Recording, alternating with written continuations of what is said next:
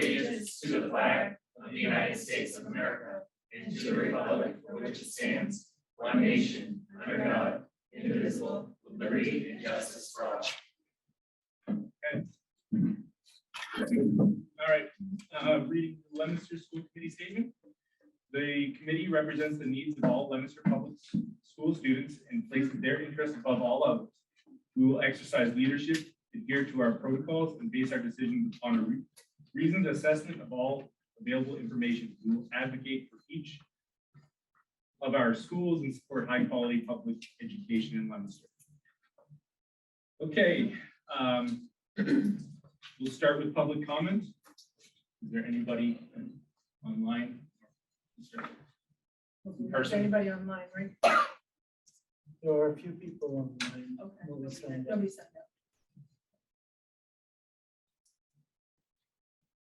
Okay, we'll one more time. Would anybody in the public like to make a comment?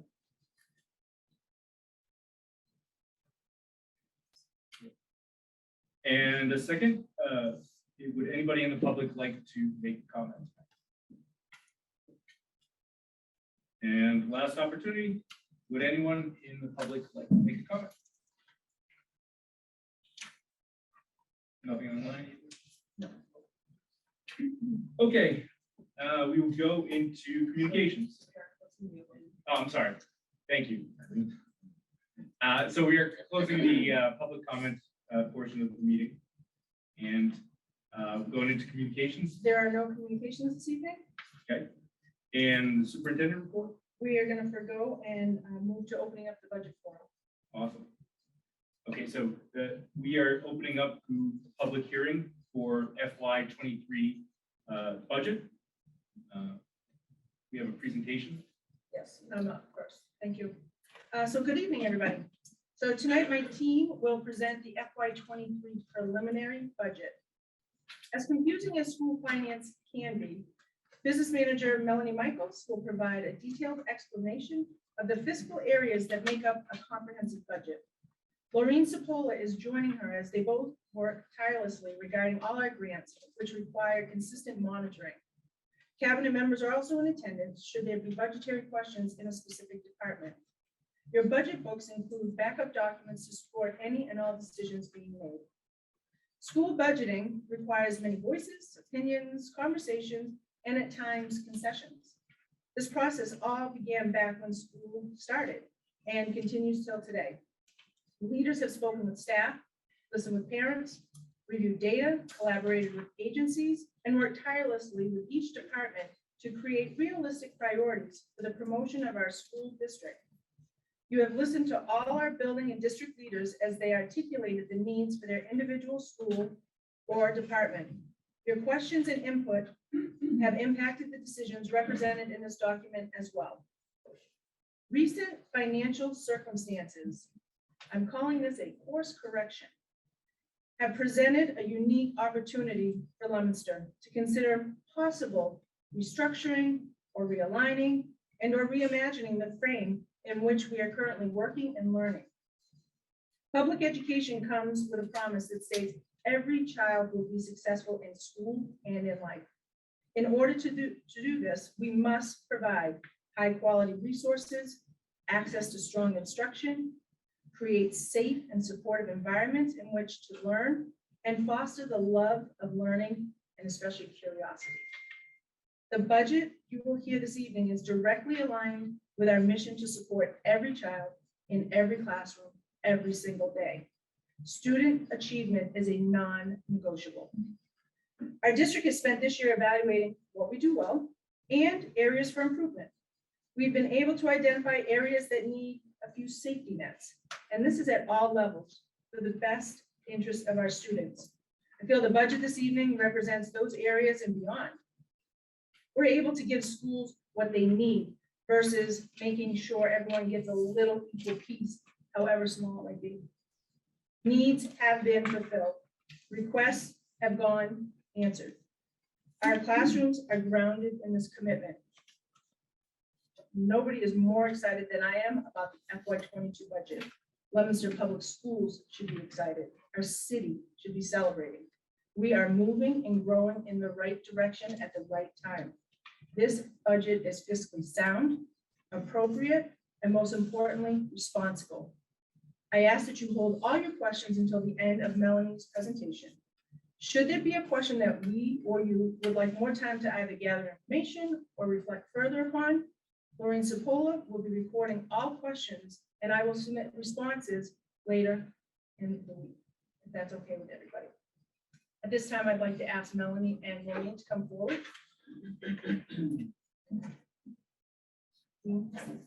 This is an updated. Oh, there we go. Thank you.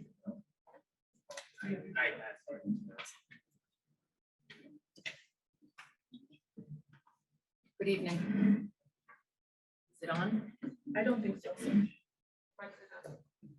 There we go. Is that better? Yeah. Yes. Okay. Thank you, Superintendent. Good evening. Chapter 70 is the state aid distributed to public schools throughout Massachusetts. Next slide, Kyle. Thank you. The formula aims to ensure that each school district has sufficient resources to provide an adequate education for all of its students, considering the ability of each local government to contribute. A district's budget is determined by multiplying the number of students at each grade level and demographic group by a set of education spending categories, and then adding together those dollars. The local contribution is the amount each district has the ability to reasonably contribute from local tax revenue towards the operation of its schools. It's driven by the city's property value, income, and the municipal revenue growth factor. Chapter 70 aid is then determined by filling the gap between the district's required local contribution and its foundation budget. Next slide. In total, for fiscal 23, the preliminary increase in net school spending is $9,751,599. $8,163,431 is from Chapter 78, and $1,588,168 is from the required district contribution. This is not the final budget number. The House and Senate release and debate their own versions of the budget before negotiating a single version that will be signed by the state at the beginning of the fiscal 23 school year. Massachusetts took a closer look at the inequitable gaps that continue to be revealed in the formula over the years. In November 2019, the Commonwealth enacted the Student Opportunity Act. It is finally addressing the real costs of educating low-income students, educating special education students and English learners, as well as providing guidance and psychological students and English learners. And providing health insurance to employees and retirees. The act will be phased in fully by 2027. As you can see, this is a tremendous victory for Leominster, adding over $9.7 million in additional funding for fiscal 23 over fiscal 22. That's 11.98%. That's a big jump. Next slide. This one's easier to see in front of you. As mentioned in the last slide, Chapter 70 is impacted heavily by student enrollment and demographics. The Student Opportunity Act increased the number of tiers used for low-income increment rates from 10 to 12. Districts like Leominster, with higher concentrations of low-income students, benefit from higher rates. The Act has also reinstated the definition of low-income enrollment used prior to fiscal 17, which was based on 185% of the federal poverty level. It replaces the economically disadvantaged designation that was based on only 133% of the federal poverty level. If you take a look at the low-income enrollment for fiscal 23, 3,586, compared to fiscal 22, 2,952, you will see enrollment increased by 634 students. This equates to approximately $6.2 million. It's also worth mentioning the formula is based on the school district enrollment from October 1 of the prior year. In October, public school enrollment in Massachusetts remained 4% below pre-pandemic levels. Still in the midst of the pandemic, some families had not decided to return to full in-person learning. The district enrollment number taken on October 1, 5,976 students, is down from fiscal 22 by 14 students. Pre-pandemic enrollment in fiscal 19 was 6,113. Coincidentally, last time we checked, current enrollment was 6,113 students today. That's 137 students who were not accounted for on October 1 of last year. 137 students the district is not receiving funding for from Chapter 70. Next slide. The fiscal 23 general fund budget will be supplemented by several other resources that are available. We have revolving accounts that support specific programs or services, such as Circuit Breaker, which offsets special education tuitions, and School Choice, which offsets students who attend from another district. There is also federal and state grant funding through the Massachusetts Department of Elementary and Secondary Education to support the goals and needs of the district. The district has also been given one-time federal funding. This is provided to the school district to address the impact of the COVID-19 pandemic and is available through fiscal 24. As you can see, the district has carried forward a large portion of ESSER 2 into fiscal 23 for a total available one-time funding of $15,269,499. Next slide. What has the district done with all of that one-time ESSER funds? These funds are critical in addressing unprecedented challenges caused by the public health crisis. ESSER 1 was all about physical safety and virtual learning. The district stocked up on cleaning supplies, personal protection gear, Chromebooks, hotspots, and much more. ESSER 2 and 3 are still addressing some health and safety projects, such as security cameras, cleaning equipment, and updating and upgrading HVAC equipment. But they are mainly to support students' academic, social, emotional, and mental health. Next slide. As you can see, we have broken down the fiscal 23 general fund budget request into 6 pieces.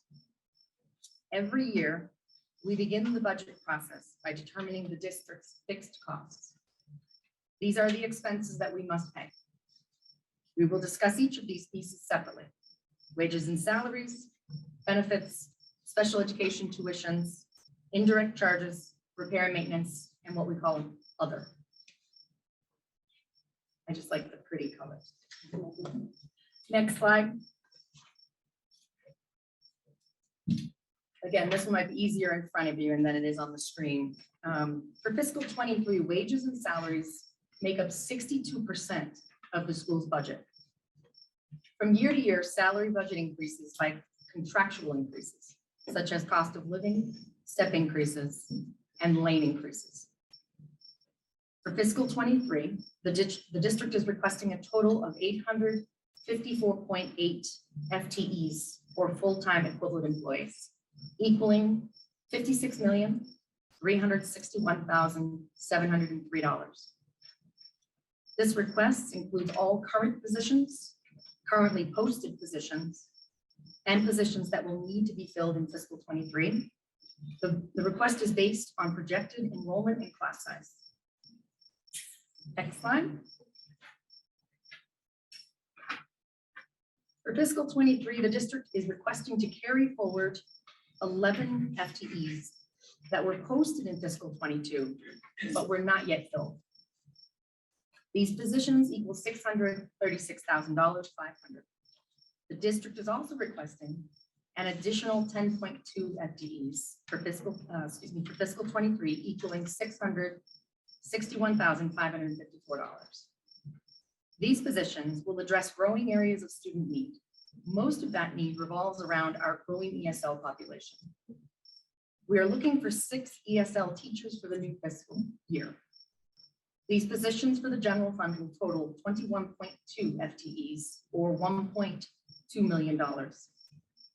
As you can see, we are also including an athletic trainer, an MIAA requirement, district-wide equity position, 2 STEM specialists, 2 science teachers, a .2 teacher for LCE, 3 vocational teachers, 1 is for the new business program, 3.5 secretaries, this includes an additional tech aid secretary, 2 guidance counselors, and a .5 paraprofessional.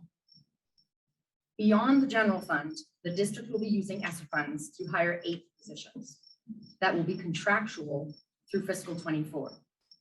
These positions include an assistant to facilities, 2 academic learning center teachers, 2 adjustment counselors, 2 nurses, and a humanities content specialist. Next slide.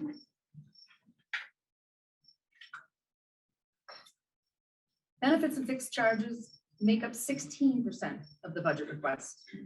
The numbers include benefits such as health insurance, dental insurance, life insurance for both active and retired employees, as well as their beneficiaries. You can see historically, we have had an average increase of 8 to 10% annually. This is not all due to an increase in the cost of insurances. Participation by members has grown each year. Since Q1 fiscal 21, membership has grown by 6.7%. In order to project for fiscal 23, we used current enrollment, the potential increase in membership, and new positions. The total projected increase is 8.5%, or $1,156,711. Next slide. Special education tuitions have always been a tough projection for the budget. The costs can fluctuate greatly from year to year, depending on the individual student's service needs. From one year to the next, it is challenging to project how many students may need to be sent out of district or how many may move into the district. For fiscal 23, we are projecting that special education tuition will be 6% of the general fund budget, or $5,556,642. As you can see, historically, there is no exact trend in the increase or decrease of tuitions. In the past, we've relied on funds we received from circuit breaker to supplement the tuition expenses. You can see in fiscal 21, we were able to absorb all of the tuition expense into the general fund, allowing for Mass General Law to carry forward $2.1 million in circuit breaker. This has allowed the district to continue to carry forward a supplemental balance of $2.4 million in fiscal 22 and $2 million for fiscal 23. You can see we only included the net $5,556,642 for the general fund budget request. Next slide. Indirect charges are the expenses that are incurred by the city for the benefit of the schools. This includes costs such as administration, retirement expenses, DPW services, school resource officers, and state assessments for school choice, sending tuitions, and charter schools. On an annual basis, the city comptroller provides the school with a signed agreement, followed by a summary sheet and a supplemental detail of calculations for these expenses. For fiscal 23, the total indirect charges are estimated to be $4,622,803.13. That is a big win for us. Next slide. Utilities, repair, and maintenance costs account for 5% of the fiscal 23 budget request, or $4,448,363. As we are all seeing in our own homes, the cost of heating and fuel are skyrocketing. Our grocery bills have all but doubled, And those small home improvement projects have been put on the back burner because the cost of supplies has more than doubled. The budget for the district covers the utility repair and maintenance for 11 buildings and equipment, heating and utilities for those 11 buildings, custodial supplies, lease of equipment such as copiers, school security, and much more. The budget needed to reflect those increases in costs. For fiscal 23, we have increased the utility repair and maintenance budget by 40% over last year, an additional $1.2 million. Next slide. What's left? 6% or $5,404,352. This is used to pay expenses that, although not considered a fixed cost, such as salaries, they are still essential expenses that directly affect the students in the classroom. Things such as instructional technology, instructional supplies, hardware, software, psychological services, medical and therapeutic services, professional development, and general classroom supplies. Next slide. Again, it might be easier to see in front of you. The Leominster Public Schools is requesting $56,361,703 in wages and salaries, $30,175,430 in expenses, $4,622,803 in indirects, for a total fiscal 23 net school spending budget of $91,159,936. Next slide. Thank you for supporting the students of Leominster. Thank you, Matt. You're welcome. So we will field some questions if you'd like. All right. So, the public hearing is going to come, I mean, this is a public hearing. Right, right, So, this is for the public to come in. right. Budget. So, I think the best thing is for us to go around and ask our questions, and that may answer some of the questions that people might have. And if not, we still have questions. Anybody want to go? I mean, is anybody prepared to put in questions at all? I know we spoke about it in one of the meetings about like the fees for athletics and clubs and such like that. Where is that within this? So this budget for fiscal 23 is reflecting no fees. Okay. From our perspective, the superintendent has decided that we're not going to include those as part of our budget. We don't need to for next year. Anything else? So, No. Mr. Ron, do you have anything? Yeah, I wrote down this number 137, Yes. and then I wrote ESSER, question mark. Will the ESSER cover that? Will that cover that? If they're for student services and needs, Yeah. absolutely. We're not really worried. I mean, I realize basically it's evident, but I just wanted to make sure that it was clarified that we don't, Absolutely. I wrote down those numbers because I wanted to make sure that the ESSER is understood. You talk about the ESSER free, like on standby. And so whatever does come up, ESSER is going to jump into that and I'll pay for it. Supplement. Right. Even though it's only till 2024. Correct. And then after that, Then we budget. Then we rebudget for FY 25. And if I may, the ESSER funds are not sitting there just waiting for us to decide what to do with them. That decision has already been made with input from our stakeholders. The budgets have gone into the Department of Education and have been approved, as all grants have been. So they are in pots of money, yes, that we have not expended, but we have already explained how we are going to spend the money. And that information is on our website. So Did you get everybody? Does everybody have a copy of that? There is a section in there that includes the ESSER funding in the But- budget book. Is that the same exact information that the state has? Yes. Yes, it's in a summary format. Is that okay? I mean, does anybody want the one that went to the state in that format, so we're on the same I page? just, Or- my, or is my, something here, okay? my So only, we can take it right off the website That way because we're looking exactly. we posted it on the website and I'll print it right off of there and hand it to you. my only little question, bad question. The money that's there, the ESSER 3, is it drawing interest?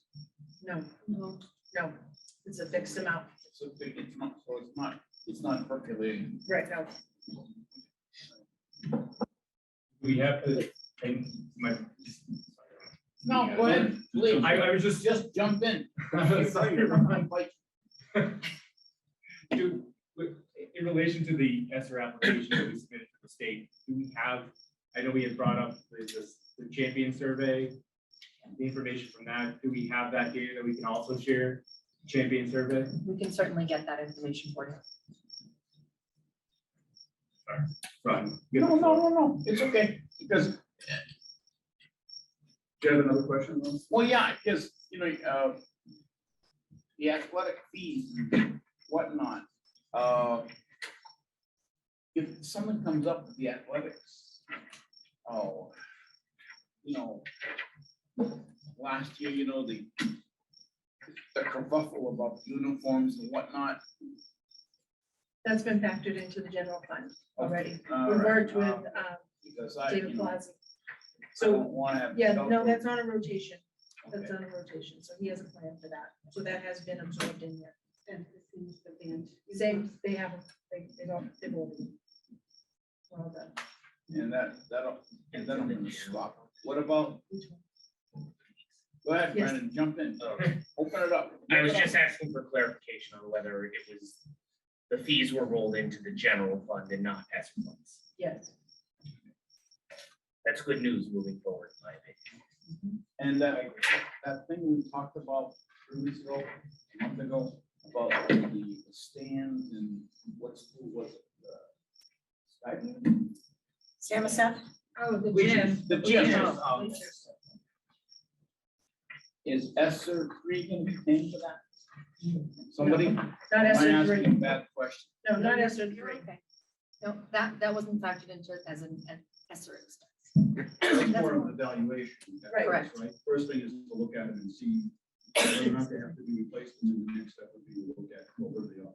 Right, and it's on our capital plan. If you look at the capital plan in your binder, it's all listed out in there as well. So we'll go through the priority list. And that's why we've increased the maintenance line so much. I don't know, I was just, because I know there was a inquiring mind, I don't know. Oh, sorry, Ron? Yeah, Come I'm back done. to you later. I'm okay, I'm okay. We'll come back. I mean, if you need to come back, I mean, this is your one chance. Once you approve the budget, it's over, right? We do transfers after that. So Yeah. whatever time you need, now is the time to ask the question. Go ahead. So my only question, I think this is, give us an answer later question, but, I see mental health supports listed. I was wondering if we could get a breakdown of mental health supports, so that, I mean, like, we're hearing that a lot from the public. Yeah. On what our focus is and what our increase is toward that. So Sure. if we could get some sort of separate breakdown that can be public. Based at the different levels as well, because it looks different from an elementary to a high school. So we have that, but we will definitely forward that to We you. can get That'd be that. great. Perfect. You know, whatever format we can get to let the public know what's. Right. What's up. I definitely see a parent reaching out saying, you know, my child's in middle school, what are they doing about this? So that would be great information. for us. Mr. Gregg? So a couple things. One is, in the last meeting, I heard about curriculum, new curriculum. Can you talk about what the new curriculum is, how we vetted it to make sure that it meets educational standards, and then what those criteria were? And as a follow-up, you know, it'd be good to be able to see some examples of textbooks or available materials. This is why we have the curriculum specialist up here. And believe me, we have plenty of samples of things because our teachers have been busy this whole year reviewing and doing field testing on those materials. So the next meeting, we will bring you some things to take a look at. It's amazing, the materials that we are going to be able to put in front of our students for next year. We're lucky enough actually to have a variety of programs that support us in selecting materials. There is a program, it's called Ed Reports, and it's it's online. They have vetted, well, mostly ELA and math, but now they're moving into science, and they vet them for the alignment to standards. They vet them for equity and cultural responsiveness. They vet them also for their ability to actually perform the way that they say they are. So if the publisher's putting out that this product will enhance your students' ability to read at grade 3 by 60%, they have the research behind it. So the program is called Ed Reports, and we are using that information. The state of Massachusetts also has its own, it's called Curate, and they have their researchers diving into all the published products and providing us with information.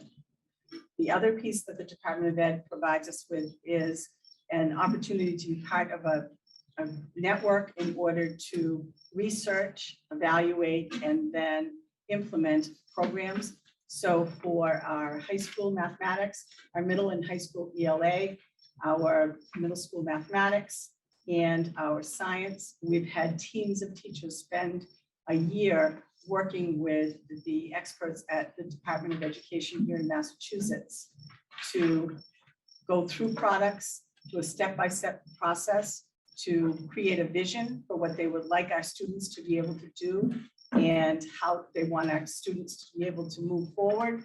And then also, if it's the usability of it for teachers, and again, the research behind what the publishers are making statements. So those are the pieces that we've been doing. We have teams of teachers and administrators that have been doing all of this work, and it's a year-long process to make these selections. The teachers then come to consensus on the product they would like to use after they've vetted it amongst themselves and vetted it with students, gathered information from the students, from the parents. We've had surveys of middle school students, and they are very perceptive about the products that they would like to have in front of them. So last year, we had gone through that process, and to start this year, we have a new middle school mathematics program. The program is Envisions. We have gone through the process this year, and we will have a new curriculum product, high quality curriculum product for middle and high school ELA. So that will be for grades 6 through 10. Next year, we will have a product for high school mathematics, and they jumped in with both feet. So they will have 9th, 10th, and 11th grade students using this new product, as well as their pre-calculus students using a product all from the publisher that they chose. And middle school science, and that's a product called Open Scied. It's a phenomenon-based science product. Michelle Oliveri and Gretchen Kuna may have mentioned it in the last session that they were at. You may not see reflected in the budget book the information about this, but I will tell you, between that and then also last year, a new elementary ELA program, which is high quality and standards based. We have more than it's over $1 million worth of materials that we will be purchasing or have already put in place between last year and this coming year. That has been funded by a variety of grants. So some of the ESSER money, also a number of our title grants, Title I, special education grants that we use. We have, in addition to that, approximately,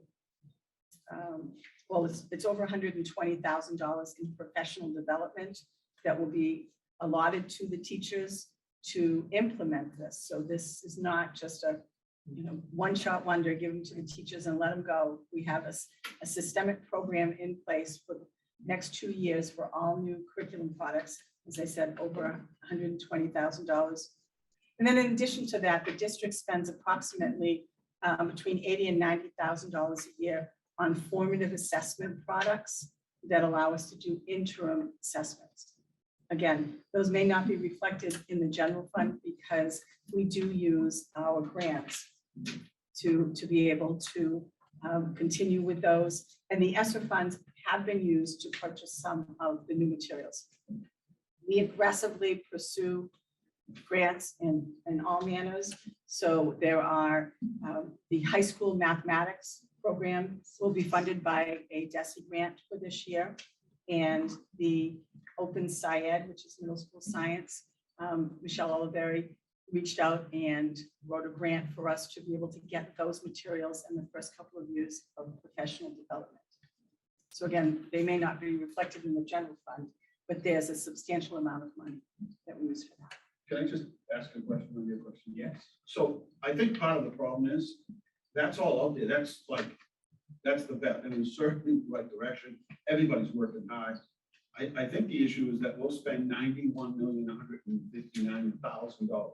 And Melanie will come to us at every meeting. She can tell us to the second, each day, how much money we've spent. But the accountability part in terms of, and I shouldn't call it accountability, I should call it a more of the, how are we doing? So as we're spending our money, I think what I hear from some of the members that, since January is where's so we know where the money is being spent, but we don't know how are we doing? So in other words, I don't know whether or not I'm oversimplifying by saying, is there software, this iPad or whatever it is, software, gather all that, pull it all, and then we get basically a printout or somebody shows up at the meeting and says, here's how we're doing, right? So, we're projecting here, the goals that are here in this short version here and at the beginning of the budget presentation. We're looking, saying, yeah, that's exactly what we're gonna, we do the same thing on the city side. We do our projections, some by season, some of it's by, same thing. But what we try to do is follow along to see how we're doing. Now, it's a lot more difficult on your end than it is for us. And you can kind of predict a little better.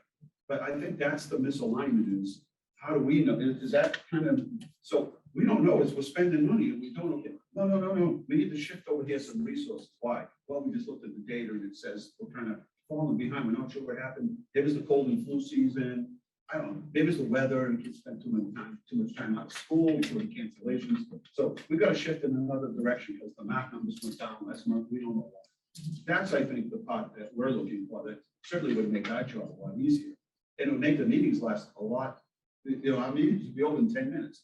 We'd be talking about. Okay, let's do that. We'd be talking about budget and then student achievement. That's what we're here for. I mean, that's basically, after we set the schedule and do all that, that's our legal obligation to the community. So I don't know if I'll oversimplify it by thinking that there's a way to gather all that, or that somebody can come here either remotely or in person each meeting and say, here's how we're doing.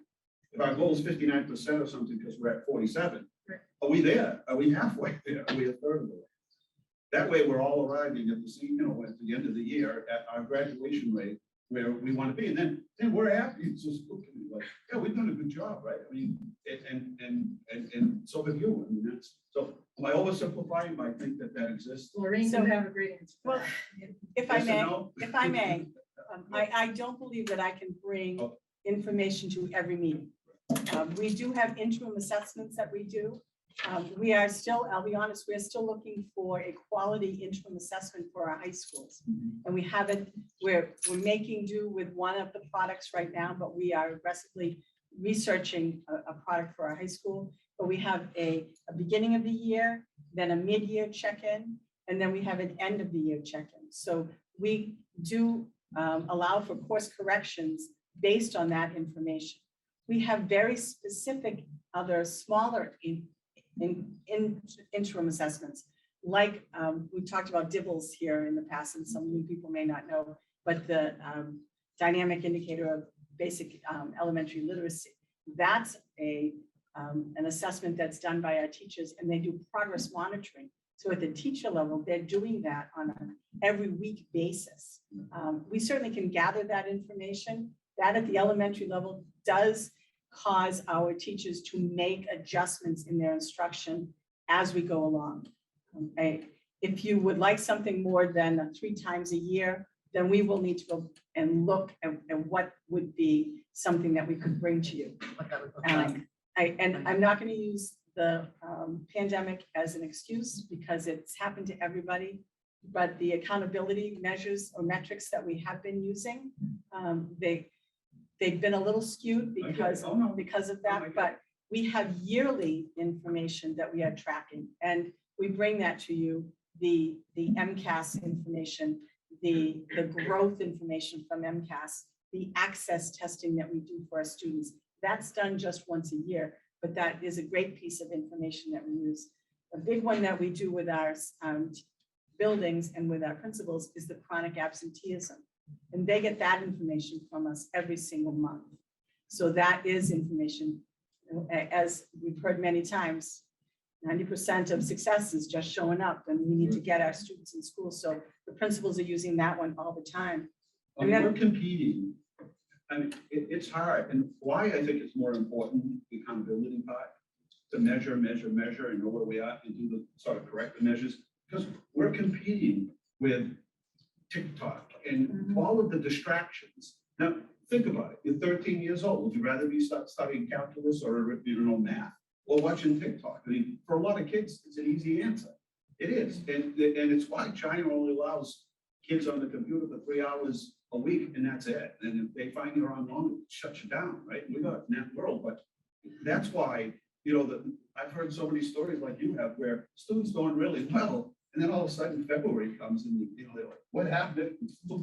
This kid was a straight A student. What happened, right? That, I think between the parents and us, we're looking for an overall general look at how, you call it whatever you want, but I guess you can't report on everything every month, every meeting. But I think we'd like more reports on where we are, because I think most of our meetings are floundering on asking, so where are we exactly? Like, it's February, where are we at? It's like, we use GPS and software to use that directions to tell us where we're going. And sometimes I think we feel like we're sitting here like, we're doing the right thing, we move in the right direction. Well, I'm gonna find out the graduation date probably in another month, but. And that's from 2 years ago. You're right. Exactly. So, I don't know how you line it all up, but I think more information to us, because we really aligned our meetings towards student achievement and the budget. And I think we've done collectively, the committee's done a great job of the budget, working with Melanie and superintendent and everybody. So we know we're going to arrive there. Melanie tells us like by the week, you can have 13 cents left at the end of the week, at the end of the year, but whatever it is. But I don't know how we do that. You seem to be on top of your game in this. So right. And if I may, we are going to be implementing a new strategic plan, and Superintendent Deacon has that ready for us to have a conversation about once we're done talking about budgets later on this spring. But part of that is also interim pieces of that plan. And so that may be, once you understand the components of the plan and then what we put in place to determine whether we are following that plan well, those may be pieces that we can bring to you, and we certainly can on a more systemic so even basis. If you came or somebody came and just said, here's where we are on this area or Dibbles or whatever it is. So I guess the answer is all of these measurements don't arrive in the same spot. You have to go to a bunch of different mailboxes to find them. You gotta like go into this one and the next one.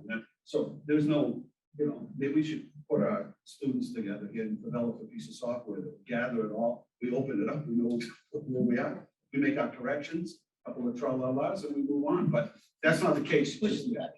No, and believe me, my title doesn't include accountability because I don't want to talk about it. So I'm happy to brainstorm what pieces of information would be appropriate and we should bring to the table. So Lorraine, I was thinking, why don't we develop a draft calendar? Yep. And then we can submit that to the committee and say, would this information and the timeliness of it be more beneficial? Because we're assessing all the time. So Right. that's not, I mean, if you ask our staff, they'll say, we're assessing all the time. So I think it should be calendared so that we do show up. I think that would be the best place. Let us start with that and we'll submit it and then we can have a conversation about it. And then that holds us accountable, making sure we're bringing certain pieces in a timely fashion. Yeah, because that's on, I mean, is that? No, I love the idea. Yeah, I mean, that's That's good, perfect. because that's our focus has been every meeting. I mean, we had other things on the agenda, but that's it. I mean, we just, our job is to say we're gonna spend $91,159,100,000. And at the end of the day, we just want to make sure we're aligned with what's going on. Like, if there's one school that's like really doing well in some area or a teacher let's bring them in and celebrate those achievements and, find out what they're doing that, maybe we can they went out and bought a product on their own. It's really helping their class that we can go out and buy for other. Little competition. Yeah. Can we leave a little in the budget so we can, a little extra We'll cash? stick it over in a revolving. A little extra cash, we can provide other financial incentives. Have you met Melanie? We're not real, yeah, we're real loosey goosey. I'm sure that's legal. They call it. Right. Maureen, do you want to talk about the information we received today, just briefly? Well, it's just for, we have information that comes from the state. And as soon as we can get that information, we get it out to our buildings. And each building does have an assessment team, or they may call them their data team. And they really dive into this for the other teachers in the building. Not everyone has the love of data that some of us do. So we already have ELA information from the 10th grade test that took place in March. We can't share it with you. Yeah. I know. Really, That must be good news if you bring it up. Yeah. no, actually, they We've provide never us, had it this soon. they provide us with the information in order to allow us to use it to make decisions for next year. Right. So right now, before the students have even done this, we have done the schedules for the students. We can help to make decisions about what courses we would select for students because of these results. They're very preliminary and they do give us the opportunity to see how we're doing compared to the state. We're turning a corner. We are on trend with the state. We're not where we want to be with the state. And because of the embargoed information about this, I apologize, but That's all you we get. can't say much more than that. But our principals at the high school level have that information in their hands. So I got it last night, they got it today. And they know that as soon as we have more information, they will get it. As soon as the grades 3 through 8, they will get it. So they can then use that data from the state. And because it's an electronic test now, it does turn around much quicker than it has in the past. So it's in the hands of the right people. Greg, anything else? Yeah, so, and I'll just say, I think I came across last meeting as being really tough on student achievement. And I want to recognize the fact that we made decisions as a school committee that impacted teachers' abilities to do their job in the middle of the pandemic. And we gotta take ownership of that and how our decisions impacted them. But I appreciate the mission measure key results. The thing that, so, we as a school committee answer to our voters, our taxpayers. And so when I go to the second page, I think, the one that talks about percent of 3 through 8 students, starts with 4A. So, our drop was over the course of a year and a half. I'm sorry, the mission, I pulled it out of the binder, so I don't know what's on it. But I think it's on the first section, but it's around mission key results, mission measure key The results. strategic plan. Yes. Yep. So we have the 2019 actual, which is fantastic. We've got the Close document. Right there. It's in your front Yeah. portion, it's in your strategic plan. So we have the 2021, right? And in that time, a year and a half had passed, right? The second half of the 2019 school year and 2021 was what was measured in the 2021 action. So when we put the target we're suggesting that, so for the first one, it says, to get to, our target is 50% for 2027. If I'm doing the math out and it's 2.5 points a year from 35%, that means just to get back to our baseline in 2019, that's 3.5 years. So tell, so what concerns me there is I'm telling parents that to get back to where we were pre-pandemic, it's going to take us 3.5 years. To get to where we are now, it took us 1.5 years. So we're asking for over twice as long to get back to what our baseline is. And then in some cases, what's really concerning is our math. We're not even, the target for 2027 is below what our baseline was in 2019. So, these are the things that if I have to tell a parent it's going to take 4 years to bounce back from 1.5 years of learning loss or whatever you want to call it, I don't think I can say to them that that's reasonable for their children. I don't think they're going to feel that that's reasonable. So I guess my question is it realistic that we can get back to where we were in 2019 by the end of next year or 1.5 years? What can we give as a benchmark to tell parents? Like, what can we set as a goal? And if that is our goal, what do we need to provide you to make that happen? Because I understand that we're asking something of you, and we need to listen to what you tell us and what you need to get there. So we did have the assistance of a psychometrician to do this work. And again, this is an issue about the pandemic. It's not an excuse, it's just a reality. We were very concerned about the very same thing. We were doing what we thought and we were actually feeling pretty good about the 2019 information. And then we tanked last year, as did the entire state and did the country in 2021. That's the only data that we have. So he based the information on that 2027 target on what we have.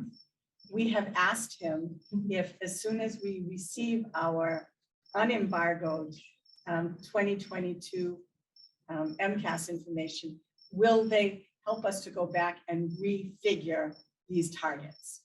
The other piece is that the state has accountability targets, and they do include our MCAS. And I can provide you with what those targets are.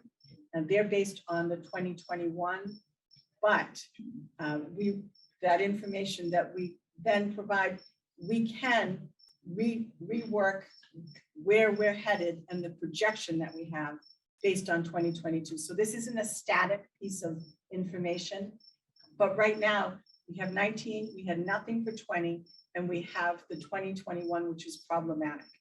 And so I would ask, it's going to probably take us to July to be able to then refigure the target based on a year's worth of in-school instruction. And this was Laureen's fight through this whole process. It's been really difficult because the accountability has been so turbulent, and he has led us to a belief system that we have to count these years, and we didn't want it in there because we didn't feel that it was reflective enough of what was happening. So he will continue to work with us to redesignate those numbers. We're feeling more confident that we'll be able to make some changes after this year. So we're hoping, we're going into that assessment in two weeks. So fingers crossed. Yeah. So we'll bring that back. Okay, great. But that's really helpful. Yes. And I feel like we're good. I feel like it's going to be good. Greg, she's your girl. Like if you ever, Just call me a girl. This That's is right. good. yeah, there you go. If you want to talk about numbers, that's the one. Brought it up. I know. I know. Like, Yeah. look, I played poker. I could read this bad. No, Just saying we're feeling good. And then the last question I had, just because I'm a numbers guy, and I saw a trend. So one of the things I noticed in the Jesse data was our 5-year graduation rate is nearly 2.5% above the state average, but our post-secondary enrollment rate is 10% below the state average. So what do you attribute that to? What do you think? I'm wondering if it's CTEI, like the Like amount of some kids people that say complete trade not and going go into right into work skills. And trust me, plumbers and electricians, et cetera, are making much Oh, I more know, they money make than. $2 bucks Well, right out they're of the cost- gate. And they go to college in the future, but they're, you know, they're getting Okay. on a journey.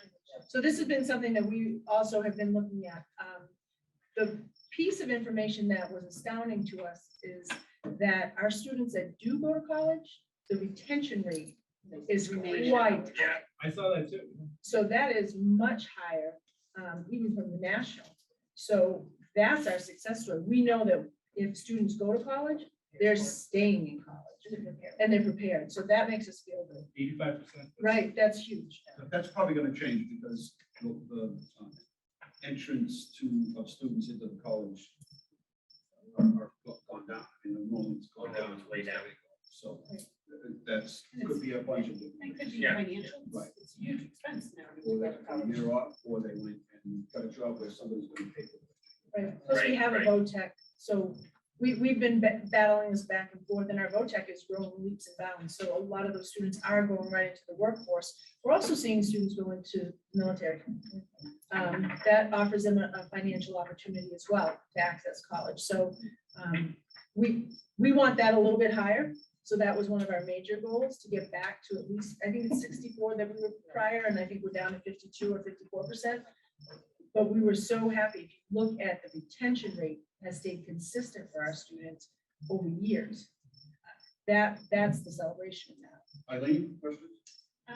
So I wanted to thank everybody for their hard work. That was awesome. I was very happy to see the athletic trainer in here and that we got chargebacks early this She year. did a So wonderful so job. that was, really wonderful to have in here to give us some concrete information. That was So, a goal that we set. We Yes. actually exceeded our yeah, goal. so I'm very pleased because that has been, not the. And delivered by the mayor himself. Oh, I don't want to hear this. I don't want to hear Very this ever again. She literally did say that. She said, "Sign this." And she says, well, at least for today. So those were two good things. I just was wondering for the public's benefit, if you could talk about transportation, because that's non-net school spending, but I don't know that everybody viewing understands why that's not included. So if you don't mind just touching upon that, I think that would be helpful for the general public. Yeah, I think, the And crossing city's, guards you mentioned, but that's. yeah, that's in there. that's a sort of anomaly to me, but I think that the city has taken great strides to provide that transportation for students over the years and take on that cost, which is greatly appreciated. It's not mandated that we provide transportation, and it is an excess expense, of over $5 million a year. So, like I said, it's really something that is provided to the students by the great graces of the city. And to all students. Right. To all students. Yeah. Which is absolutely wonderful, and you need It that is. given how Absolutely. large our district is, even though we're a city, we're probably just as big as most. In your regional binder, districts. and Eileen, in your binder, There's by a- school, we did a ridership. Yep. You can see how many students are riding the buses, and when the mask mandate went away, those numbers skyrocketed, which is great. It was helping with Which is the traffic absolutely, jams. and I get it, but it's just not reflected in our budget. 'cause it's Right, not no, net school Because spending. it's not So part I of know people out there are always asking about busing, and that's why it's not there. So I just wanted to make Thank sure the general public understood that. Sure. So other than that, I don't, great job. Thank you. Mr. Brandon. Thanks. Again, I'll thank everybody who was involved. Very happy to see the fees were accounted for in the general fund, and I hope that's indicative of not turning those back on at some point in the future. Most of them account for a drop in the bucket of what the actual cost of the expenses, transportation being a prime example. So very happy to see that. Melanie, you touched a little bit on the Student Opportunity Act. The total increase that we saw of the 12%, how much of that is attributed to the Student Opportunity Act specifically? Yeah, the one that I pinpointed was the low income. You can see that, and that alone is 6.2 million.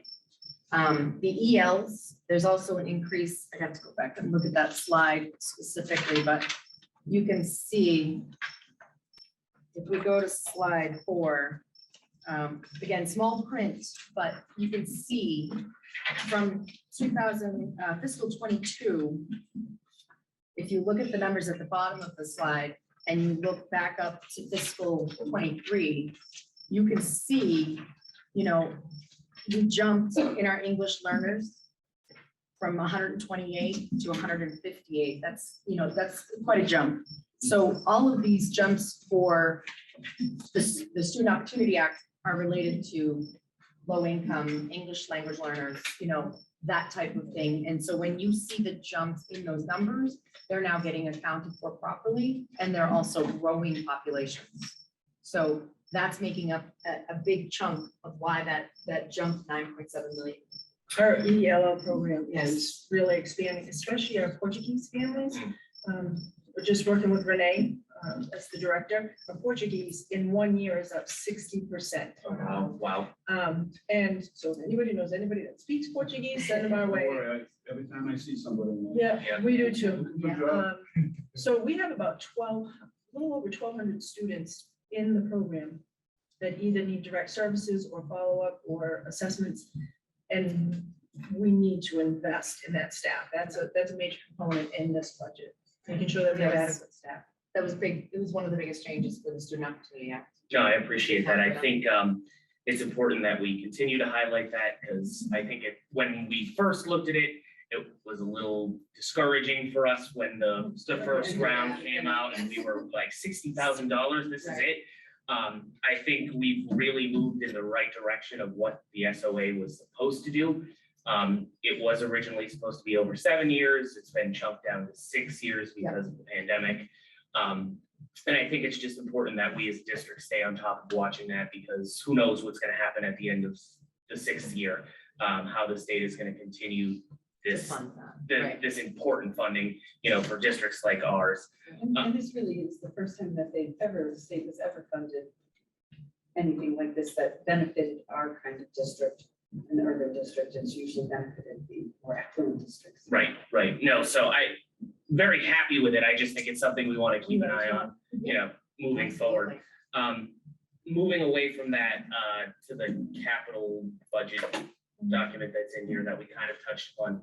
Some of the things in here, and I'm just trying to understand how, I guess, the decision process was made. It includes things principals asked for, but in a different priority order. And I have no problem with that, and I assume there's a reason for that, but I'm just wondering what some of the thinking is. Do you have an example of one? Francis Drake, for example, I don't mean to pick on Mr. Vera, but we listened to a lot about a playground, Yes. and that's pushed like 4 years down the road. I think that some of the projects, we tried to align to what made sense, and, you know, Butch is definitely very well versed in what needs to be done and prioritized in the district. So when he tells me, you know, the playground for Francis Drake isn't the first thing in Francis Drake that we need to do, it doesn't necessarily mean that it'll be 4 years before it's done, because we may complete pieces of that now, or we may complete pieces of that in fiscal 23, like removing unsafe, you know, anything that's unsafe on the property, and then thinking about how we want to recreate that space. But it may be something that will take more than a year to actually complete. No, that makes a lot of sense. And as money is freed up, we're able to push that up. Right. Butch, I hope he has an Apple Watch and gets his steps in, because he is running to Mel's office saying, I have another project, can I do it? And she has said, yes, you It's know, 4,000 steps every day. this didn't happen, so go ahead. So we've really been, the maintenance on the building, the facilities look amazing right now. So he's done a tremendous job. He really has. No, I guess the last thing I'll add is, you know, we're looking at a net school spending budget now. Everybody in this room knows I've complained about that in the past, but there's a lot of support that we have from the federal government and the state. And I think that just needs to be said, so that when this money is gone, we're keeping in mind that this may not be enough at that point. So thank you. Thank you. I'll just share with you today, Wendy was there, we had our mayor's association meeting. And we talked a lot about this, and there are 5 school districts right now in trouble financially with the city. But the funniest thing is when I said, you know, we got beat up for being the lowest in net school spending, they all looked at me and said, we thought we were. Yeah. So it goes community by community. It's the same stuff, people move numbers around or whatever. But this budget has a tremendous amount of money in it, more than before you even look at any additional federal funding or anything. And this isn't even the final budget. We're not sure, it's an Right. election year, so you can expect spectacular things to happen in the election year. I guarantee you. All of a sudden, money's gonna appear and it'll be granted. It's already happened, so we'll be the beneficiaries. Yeah, every turn there are new funding that comes in. It's Even miraculous. Bob It always Burr showed up happens in my election office year. today and said, hey, they just gave me $130,000 for milk. And I'm like, No. marvelous. Because of prices going up on, food. I mean, that's another good thing to note too, that the House has school lunch for all again in their version of the Well, budget. I'm not sure that that's happening. That's something that Bob has said he's not sure that that's where we're going. Yeah, it depends on what the Senate does is my understanding. So Right. hopefully that will make it out of the state budget. So that's another kind of thing we have covered as well. Yeah. All right, Melissa, you're always last, but you get as much time as you want. You always have a good So question. some of it has been picked up. All right, that's all right. One of the things I noticed was the increase in sped enrollment at Francis Drake and at the high school, while some of the other schools, the numbers had shifted. But I don't see the corresponding increase in sped staff at those two schools. So I don't know if it's because those positions have already been filled or posted, and so it's not needed as new positions, or I think that. So we've done a lot of auditing of special education. Kim spent the last year and a half, Kim, and we now know where every para, tutor, teacher, where they fall. So there was a prior practice. Students grow and move on, but staff wasn't following the students. So what we've done is audit, where's the appropriate staff? We've been holding tight. If a new student comes in and we hear so-and-so needs a one-on-one, or there should be another para, there's a big conversation, and it goes through Kim's office first and foremost. So the auditing process has really helped us greatly. And then there have been people who've said, oh, I think I want to try the elementary. Why don't you come up here and I'll go to the elementary? So instead of increasing staff, we move staff to meet their talents. So there's a shift. Yes. Yeah, okay. And I appreciate that we're putting money aside for the increase in utility costs and building costs. I just want to make sure that we're putting aside enough money for the CTEI costs. So we talked about that. Yeah. So that's in my opening statement, when I said buildings are getting what they need this year, instead of saying everyone's getting an increase of 10%, we didn't do that. Right. CTI, the cost of materials is out of control. Crazy. So we have really increased that to make sure students have the materials that they need. I've spoken with Dan many times. They're prepared. So their budget may have gone up 30 or 40% because of the materials. Yeah. So they're all set. And then, and Brandon's really reflected on it, maybe, I guess where we've discussed in the past at length that, minimum net school spending isn't enough. And here we are at minimum net school spending and saying, we have enough. Is that because specifically the SOA increases balance? Yes. It's a huge part of it. Okay. Yes. And it still might go up, we don't know what's funny. Right. Because my concern is that I feel like our schools need to have a path, and I know it's running that way too, of what we want to be. Mhm. And I worry that we're sending a message that it's just mimicking funding, that we're budgeting where we're at.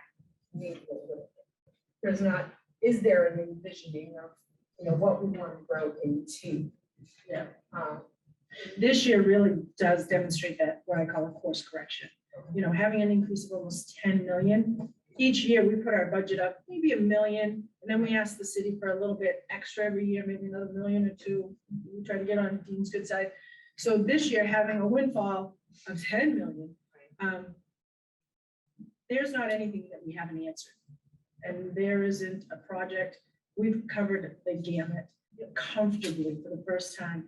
I always have a problem with the word priority, Because in public education, that usually says if I prioritize something, I have to neglect something else. Yeah. FY Not '23, next year. there is nothing being neglected. Everybody, and like you say, this ESSER money on top of that, our grants, we are great grant writers. Leominster Public Schools gets almost every single grant that we apply for. And I saw just your Glean one, your ELA, they just increased that by about $80,000 or $100,000. Desi likes us. So we pretty much get the grants, and we're going to continue to do that in addition to this. All of our financials are so solid right now, our revolvings. We're not touching school choice to pay our insurance. We're actually going to pay our insurance out of the general fund. That feels really good to us. Like, that's a celebration. And then we took our salaries, and I asked Mel to roll it out 3 years. What would the projection numbers be? Because you get $10 million. I'm not going to buy $10 million of something I can't sustain. So we made sure that it was sustainable, everything that we were purchasing, and we're very comfortable. So I feel like everything is a priority this year, and neglect will not happen. And I think the other thing was, is we're gonna have to do something at Fallbrook and we're in the Pike. Yeah. So we're either gonna have to build a new school, do a complete renovation and expansion, and we spent 45 million here. We got a deal, Yeah. and 4 million or 3 million wasn't even covered. I mean, we ended up spending on things that weren't reimbursable. And we're gonna have to, and we've got to put up the money for the feasibility study. Right. And that's all, that doesn't come out of the school budget. So we could up the amount of net school spending and then have to go out for debt exclusion, put it to a vote, and then take a chance that, we don't get a school, or, we do our magic and each year try to prepare so that when we get to that point, we don't have to go back and cut the school budget. We can do both simultaneously. That's the goal. So it isn't for the city not investing, because we built Samoset for 13 million. You'll never see it over there. Yeah, no. You get the front door, the back door, and the side door. I mean, you never get, you'll have 13 million. Yeah, yeah. What school was it today? The mayor was saying, I don't know if it was later, what school it was, there were $250 million. Outstanding. High school, it wasn't even as big as this, Remember Newton got in trouble for building that school? And they got to have a pool in it. Yeah, but it ain't no more. It's Now not they're cutting anymore. teachers. It's- Now they're cutting teachers. Right, no, but I'm just saying, so in retrospect, let's hope, I mean, you heard the superintendent say, she built the budget to sustainability, even with looking at the projections for, remember, we got a 3-year contract with most unions, got to count that into it, project out. I think Melanie looked at the projections for health insurance, which, these are the drivers, salary, and looked at the health insurance and said, even if we grow at this rate, and it could be wrong, I mean, you could be underestimated, because you never know what's gonna happen. Pretty close to those. But at the end of the day, I mean, but at the end certainly of the I've day, said in the past, I've been vocal about where I think there's been weaknesses right. in no, the no, past, but that's fine. it's frustrating when I see a fundraiser for like a school doing a run walk for a playground. Well, why are we doing that when we're at minimum net school? So a lot of our PTOs love to take on something and own something and have a project and get students involved. So we work with them around Right. those issues. But they But want to playground be there. wouldn't count towards net school spending, No. and just this past week, we used city money to do all of Fallbrook School, all the way up to Samoset School, we repaved the whole thing. Right. That's not counted Right, towards yeah. this, you know what I'm saying, so Right. it's, I get what you're saying, we don't want always to look at, but you gotta create the whole picture, you gotta Right. kind of share the whole picture, which is, there's much more to this than just this, right, there's more than that, and so it's about keeping the buildings up, it's maintaining, it's keeping the looking good, it's transportation, so every kid gets to school safe. And, it's one thing to get to school, safe. Correct. Today it's a different world, and we've always made that commitment, so we never cut the budget by 2 million to say, well, there's an extra 2 million. Because I think we all agree we want a good transportation system. And it helps kids actually get to the front Helps door. that chronic absenteeism. I can't imagine if there were transportation when I was going to school. Right. Right? We were all doing that. Okay, anything else, Melissa? All right, so now what we'll do is there anybody online that would like to comment on the budget or have questions, this is the time. This is officially at 7:14 is the public forum, or at least for the public hearing on the fiscal year. I guess it would be 22-23 budget. Wow. FY 23. Fiscal 23. 23. I don't think there was anybody online, but I didn't know if there was anybody here. All right. So there's nobody online, so we'll open it up.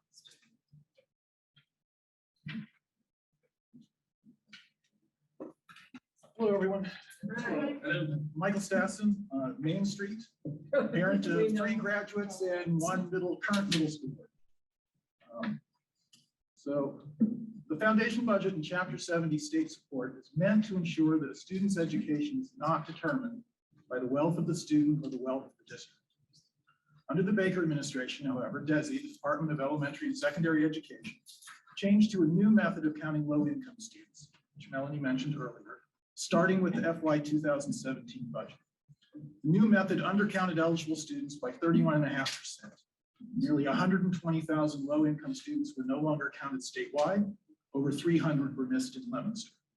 At the same time, the funding formula for low-income students was changed in a way that diverted funds away from cities like Leominster and Worcester in favor of wealthy districts like Wellesley.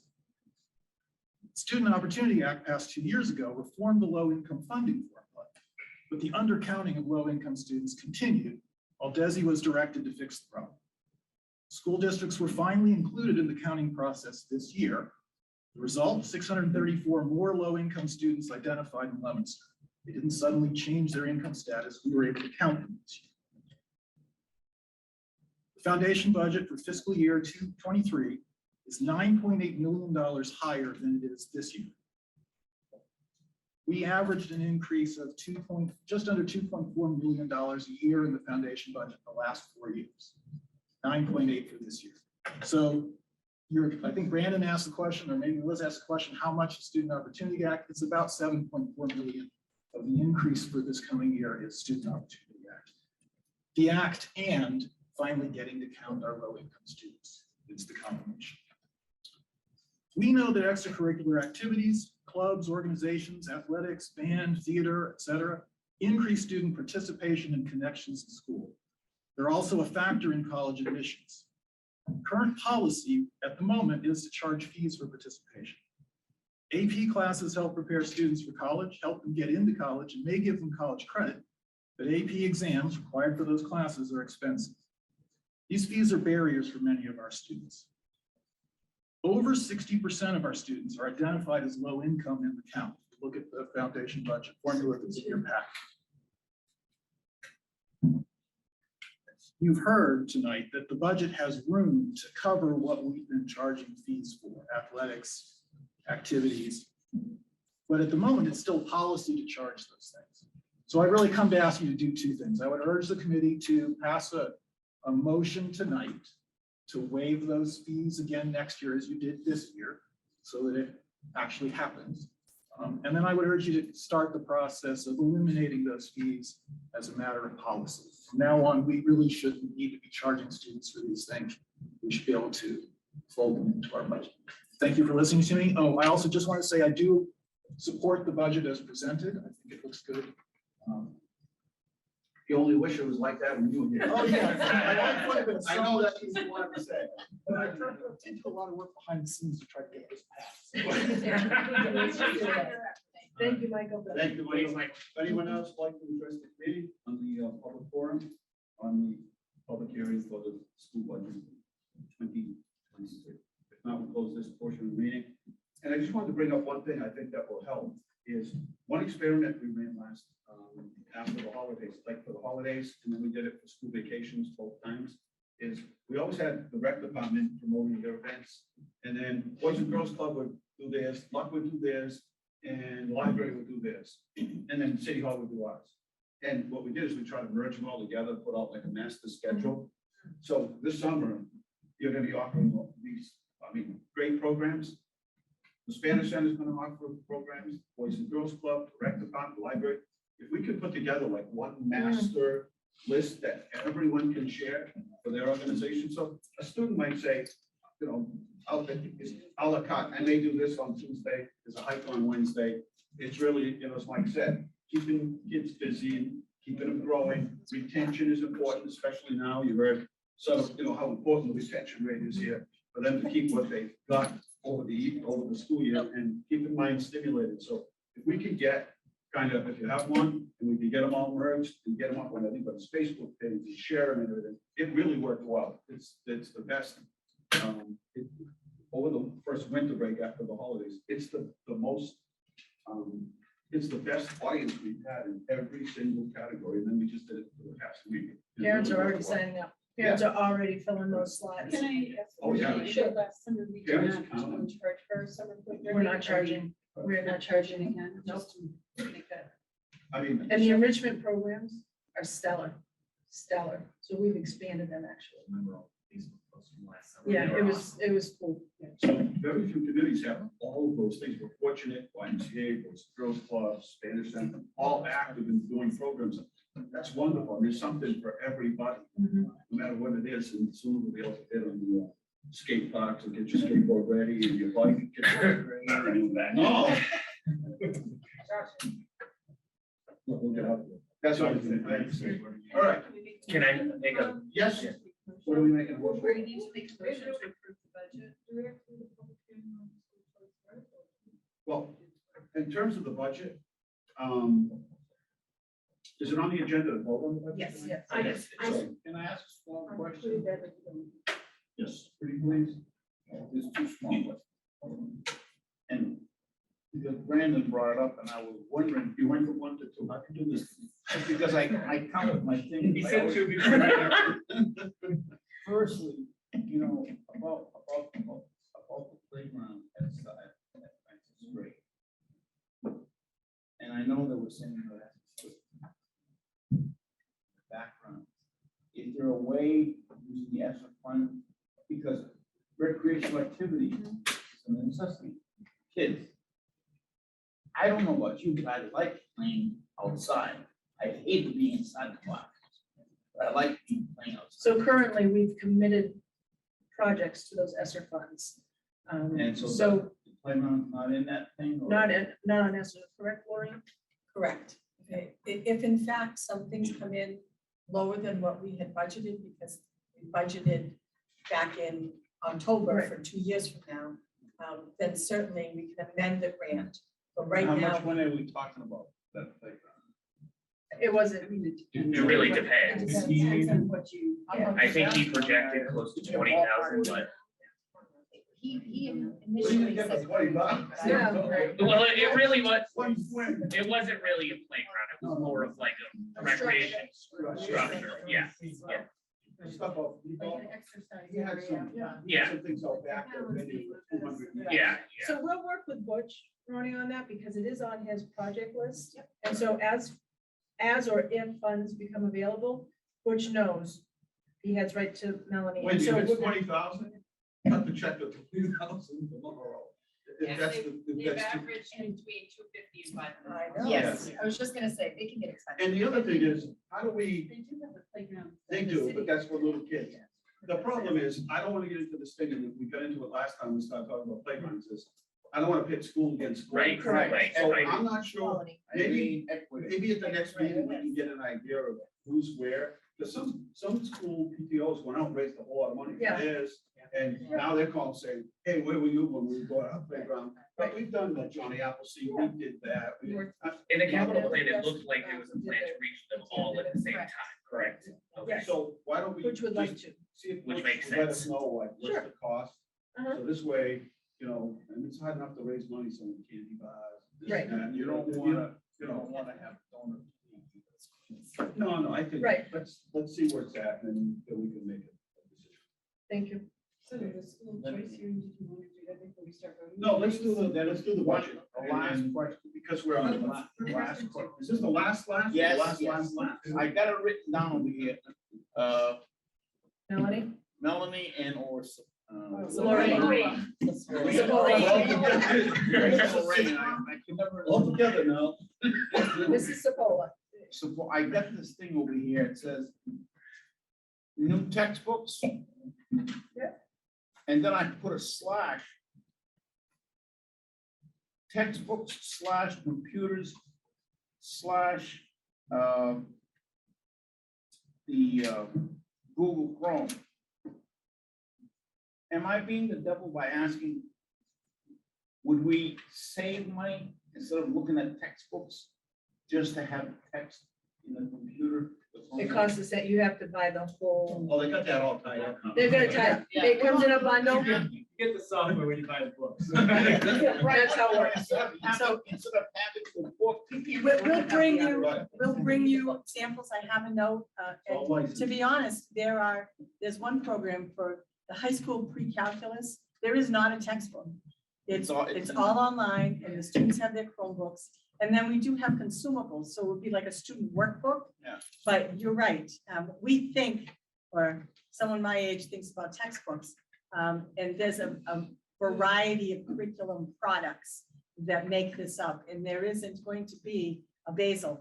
Is there anybody here who knows what a basal is? I do. Okay, so we still talk about textbooks because people understand those, but you're right. We're using Chromebooks and we're using instructional technology. I don't know who was Dean or Eileen or Brandon. Or Leave my name out of it. somebody said something Somebody else table. about, the classes, like going from off the top of my head, 6th grade or 7th grade with a particular type of subject. And with the computers, you can take away what was used and add. You know what I'm talking about? Is that in the process or am I talking stupid? No, you are correct. There's a variety of curriculum materials and they include instructional technology as well as consumable materials and some text. Basically, we have novels, certainly that we still want in our students' hands. And Mr. Maloney has certainly made sure, including with our ESSER funds and his general fund budget, that our Chromebooks will continue. And so every child will have access to that technology. So that the kid who has, if you want the kid, whatever grade, whether it's middle school or junior or high school, if you want to add or delete something from that textbook and add in the computer, so they can. Well, the companies that make the textbooks, if something happens and you need to change it, they can do it, but they can't change the book, but they can change. Not the saying software. you do. Yes, Yeah.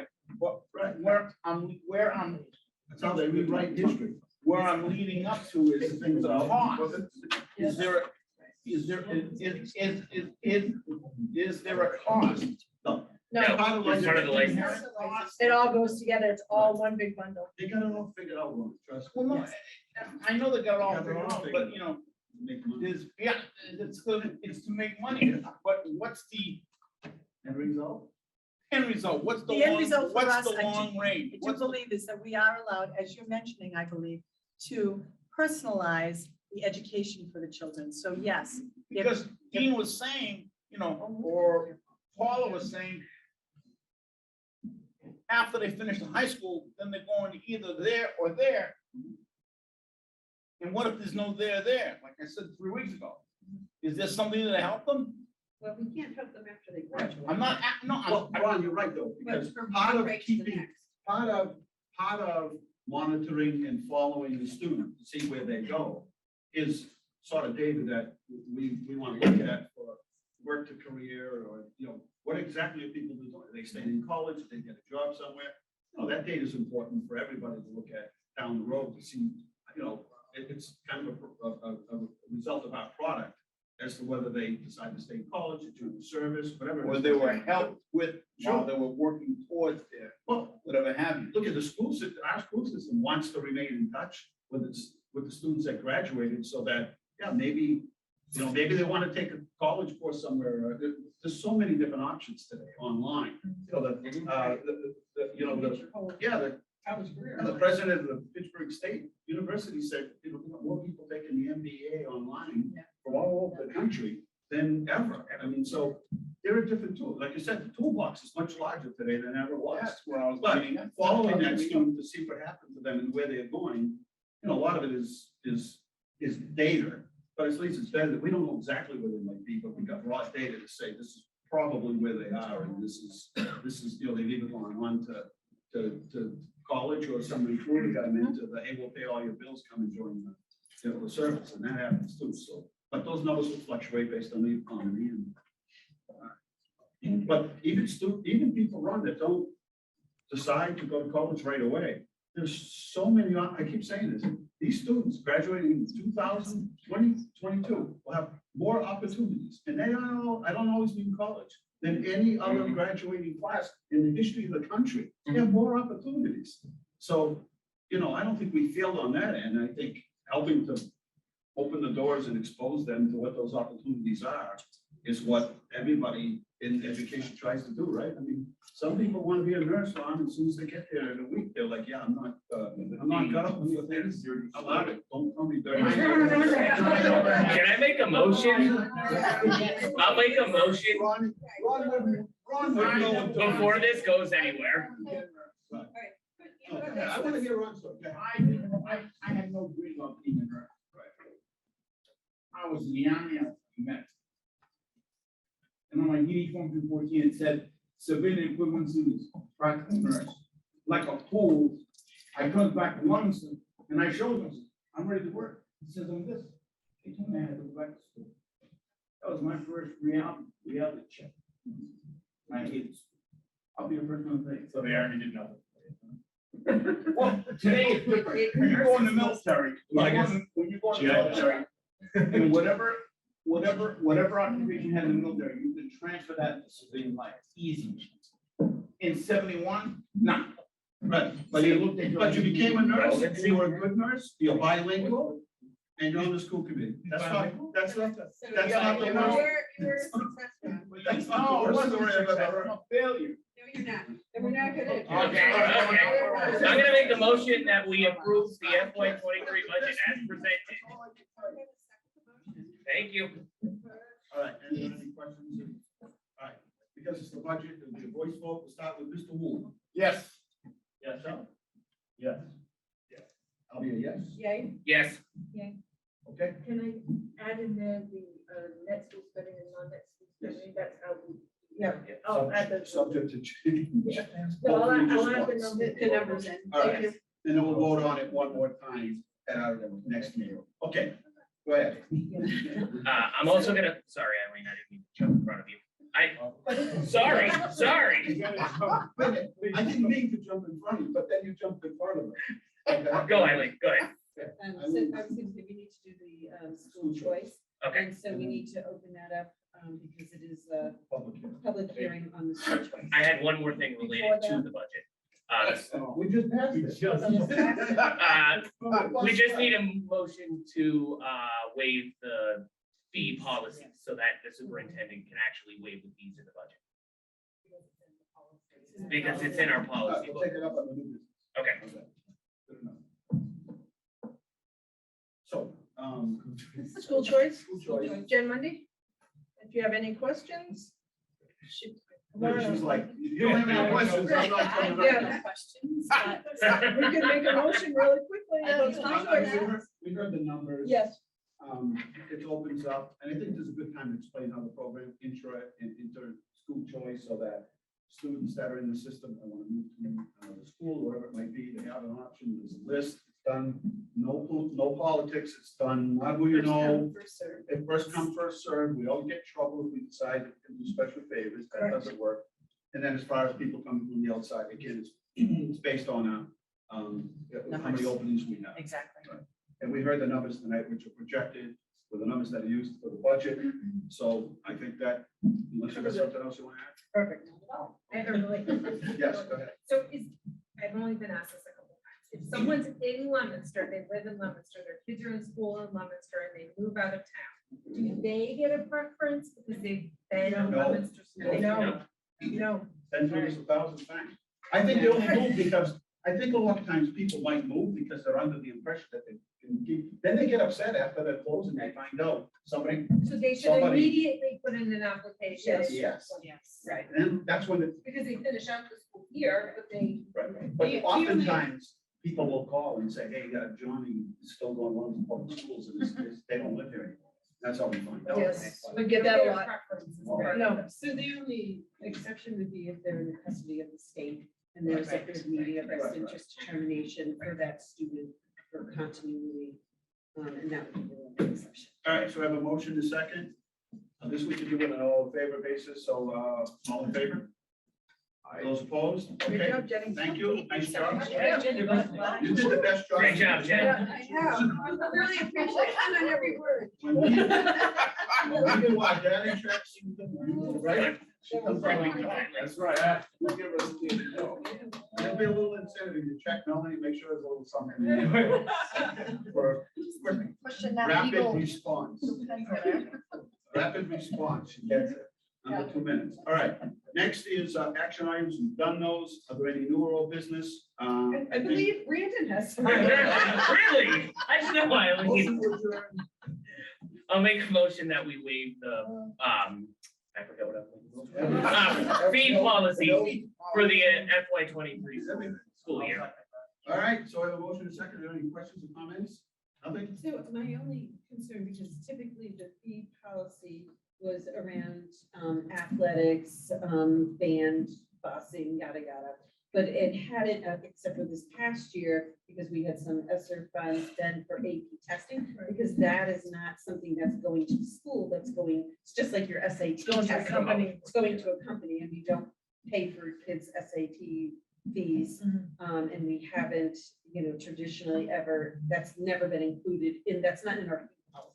Just to make it clear, that has nothing to do with our fee policy. That was something separate because that's optional. Yeah.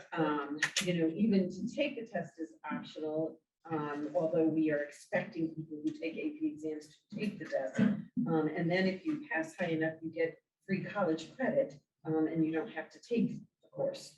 So they get the financial benefit back.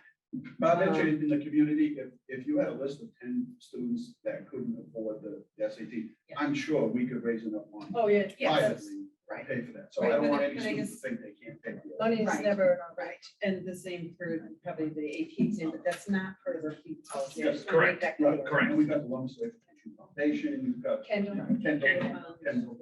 All right, so that's answered. That's Good. understood. Yep. That's reflected in the minutes. All in favor, signify in the usual manner. Those opposed, anything under new or old business? Should we add the fee policy in our next policy? Yes. Yes. Anything on the new or old business? You want to do a quick update, Paula, for the, who we have coming up? When do we have the, right, because we canceled our meeting. May for 2nd, we Monday. do not. We will be Oh, starting, schedule. right, we're going to start the interview process Monday night. And there are 3 members that we need your time and attention in that process. So we do have a meeting on May 16th. So then prior to May 16th is the All City Musical that weekend. So That's great. And I think we started to get things about early bird registration that should be coming out soon, but got like some kind of notice for the MESC Joint conference. conference. So people should be thinking about that because we do need to make that decision by June something so that we get the discounted prices. So people need to think about that. If you have any questions, happy to tell you what that's all about. Ron's gone religiously as well. I'm hoping that they'll make it Zoom again. I'm because- hoping they do in person. I did not like the Zoom. Right at now, all. the goal is to be in person. Yeah. Nice. So, That's good. the other thing is, can we get that list of events, what's going on in the schools? Because Renee. we didn't will know, love we to saw in the newspaper that they have the life skills program up here, and Kelly watches it all the time, watches everybody's, it really takes a lot of time for her to go through everybody's site, and she didn't even see it on there. Oh, the show? The dance Yeah. show? My God. it's Talent great. show. The talent show, We by the have way. a calendar invite. Oh my God, we're just writing my calendar, but that would be awesome. Yeah, I mean, just so we know, I mean. So what you we that, did put it on the ask, calendar? we did ask all our principals to put major events like that on the district calendar. At the next meeting, you'll see, we have a new webpage. And the calendar, when you come right to Leominster Public Schools, you see the calendar. So anything that you're looking for, it's all in one spot. Because tonight is another concert that we didn't know about till yesterday, Right. So I think almost every event, at least one member would attend. Right. And we want to let them know that we're supporting them, but we don't know that there's an event. And- Okay, Okay, is there a motion to adjourn? I would say the only other thing is, now? you've got just things coming up, you know, the prom, Prom's on which there, is in person for the first time in several years, so that's awesome. graduation Graduation is is right around the corner. June fourth or something, and that's in person as well, which is awesome. Right. It's usually one of the hottest days. Where's Steve? Oh. I wanted to ask him, is it possible, you know, all the stuff that you're saying about the calendar, can you interject into the calendar? We all have our Google calendars here. Can you interject into the calendar so that way it would save you 5 steps and we'd already be in here? So Can you do that? so No? yes, all of the events are on the district website. That is a Google Calendar. But can you put it our individual? You pointed it out, I see it. Let me look into that and I'll get. So that way we get don't you have some information. on Once, it. once it comes up. just Like an invite, pop it in. Google it. That's what my wife does all the time. So that way, instead of us going So, individually. you Part of the just- problem is that there are 11 schools creating those events. And they control the invites to those events, so they would have to individually invite you. But we'll brainstorm some more about how that, we finally got them on in one spot, and it's updated today. So let's, yes, we'll look into other ways to add it to your Google Calendar. All right. Okay. Thanks, Steve. All right, so I make a motion to adjourn. Second? All in favor? Anybody else? Anybody wants to stay here? Great job, no?